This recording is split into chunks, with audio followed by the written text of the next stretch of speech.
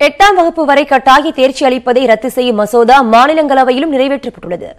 இதற்காக கட்டாய இலவச கல்வி சட்டத்தில் திருத்தம் செய்யப்பட்டுள்ளது. ஏற்கனவே மக்களவையிலும் நிறைவேற்றப்பட்டுவிட்டதால் குடியரசுத் தலைவர் கையொப்பமிட்டதும் சட்டமாகும். தற்போது 8ஆம் வகுப்பு வரை எந்த மாணவரையும் ஃபெயில் என அறிவித்து படித்த வகுப்பிலேயே மீண்டும் படிக்க வைக்கும் முறை இல்லை. ஆனால் இந்த சட்டப்படி 5 மற்றும் 8ஆம் வகுப்புகளில் ஆண்டு இறுதியில் நடைபெறும் தேர்வில் தேர்ச்சி அடையாத மாணவர்களுக்கு மறுதேர்வு வாய்ப்பு ஒன்று வழங்கப்படும். அதிலும் தேர்ச்சி அடையாவிட்டால் அதே வகுப்பிலேயே மீண்டும் படிக்க வேண்டும். அதே நேரம் இந்த விவகாரத்தில் மாநில அரசுகளை முடிவு செய்து கொள்ளலாம் என மத்திய அரசு தெரிவித்திருக்கிறது.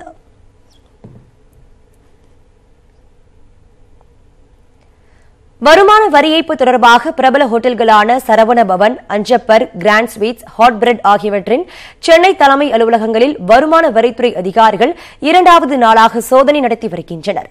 இதில் வெளிநாட்டு கிளைகளின் வருவாயை மறைத்திருப்பது கண்டுபிடிக்கப்பட்டது.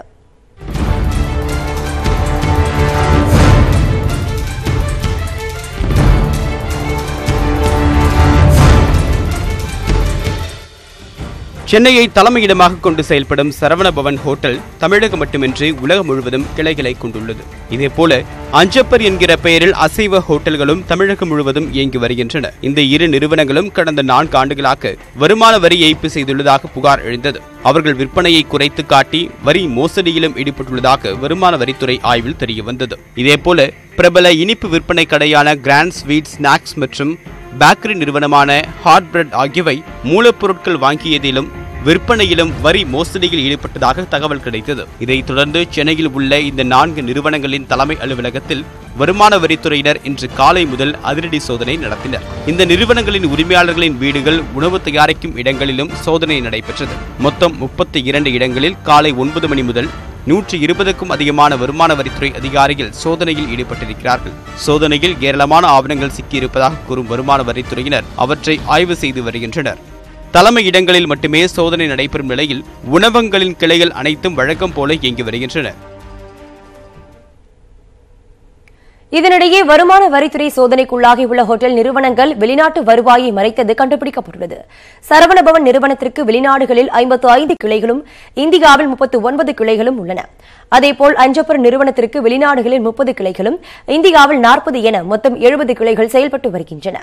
இந்த கிளைகளின் வருவாய்க்கு ஏற்றவாறு முறையாக வரி செலுத்தவில்லை என வருமான வரித்துறை கூறியுள்ளது. இதேபோல் கிராண்ட் ஸ்வீட்ஸ், ஹாட் பிரெட் நிறுவனங்கள் தின்பண்டங்களை பெருமளவு ஏற்றுமதி செய்வதிலும் இந்த நிறுவனங்களும் வரி ஏய்ப்பு செய்துள்ளது தெரியவந்ததால் அந்த நிறுவனத்திடமிருந்து வருமான வரித்துறை தீவிர விசாரணை மேற்கொண்டு வருகின்றனர்.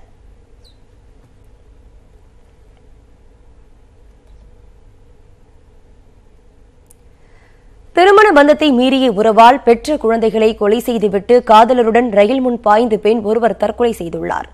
வேலூர் மாவட்டம் நெல்வாய் கிராமத்தை சேர்ந்த கார் ஓட்டுநர் தனசேகரின் மனைவி ஜெயந்தி.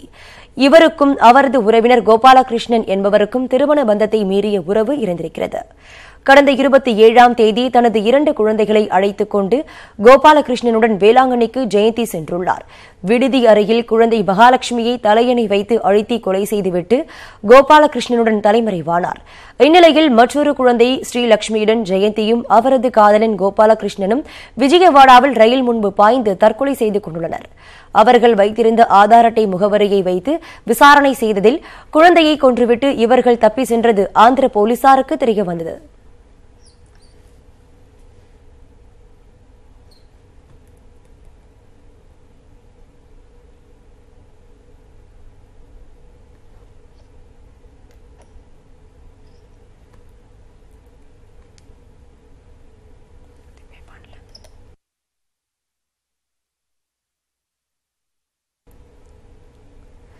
தருமபுரி மாவட்டம் பெண்ணாகரம் அருகே செங்குத்தான மலைப்பாதையில் 7 கிலோமீட்டர் நடந்து சென்று மலை கிராம மக்களிடம் ஆட்சியர் மலர்விழி குறைகளை கேட்டறிந்தார்.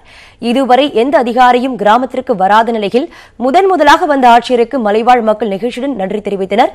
இந்த தொகுப்போடு இந்த செய்தி நிறைவு பெறுகிறது. மேலும் பல அண்மை செய்திகளுக்கு தொடர்ந்து இணைந்திருங்கள். இது நியூஸ் 18 தமிழ்நாடு. தருமபுரி மாவட்டம் பெண்ணாகரம் அருகே வட்டுவனஹள்ளி ஊராட்சியில் உள்ளது அலக்கட்டு மலை கிராமம். 25 குடும்பங்கள் வசித்து வரும் இந்த கிராமத்தில் சாலை, குடிநீர் போன்ற அடிப்படை வசதிகள் இல்லாமல் மக்கள் சிரமப்பட்டு வருவது குறித்து நியூஸ் 18 தொலைக்காட்சியில் 2 நாட்களுக்கு முன்பு செய்தி வெளியானது. இதன் எதிரொலியாக ஆட்சியர் மலர்விழி அதிகாரிகளுடன் அலக்கட்டு கிராமத்திற்கு நேரில் சென்று சீங்காடு மலை அடிவாரத்தில் இருந்து செங்குத்தான மலைப்பாதையில் 7 கிலோமீட்டர் நடந்து சென்றார் ஆட்சியர்.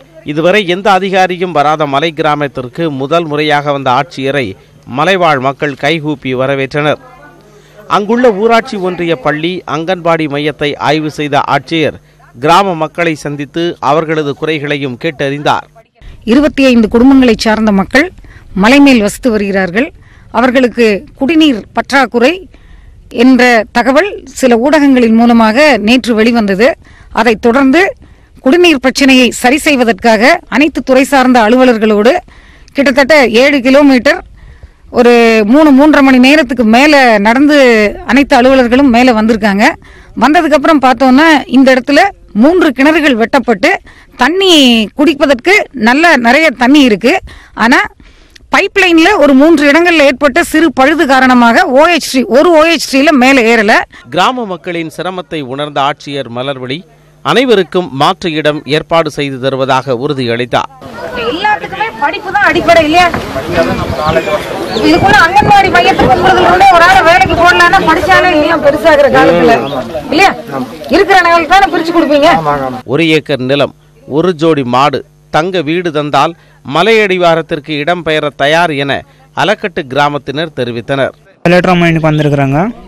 அவங்க வந்ததுனால நாங்கள் இருக்கிற குறைங்களெல்லாம் கேட்குறோம். எங்களுக்கு என்னென்ன இல்லைன்னா கிணறு தண்ணி இல்லை, அதில் அடுத்த 2வது வந்து ரோடு இல்லை, எங்களுக்கு வாழவே முடியாது சார். அதனால் எங்களுக்கு விவசாயம் இல்லை சார். மழை முன்னது மாதிரி மழை பெய்யாது. அதனால் இப்போ அந்த குறைங்களெல்லாம் நாங்கள் கேட்டு இருக்கிறோம். அவர் என்ன சொல்கிறாருன்னா, சரி நீங்கள் இங்கே வாழ்கிறீங்களே இல்லை கீழே உங்களுக்கு நிலத்தை கொடுத்தா அங்கே வாழ்கிறீங்களே அப்படின்னு கேட்குறாரு. அப்படி எங்களுக்கு கீழே கொடுத்தா நாங்கள் கீழே வாழ்ந்துக்கிறோம் சார், வாழ்ந்துக்கிறோம் மேடம் அப்படின்னு நாங்கள் கேட்டு நிற்கிறோம்.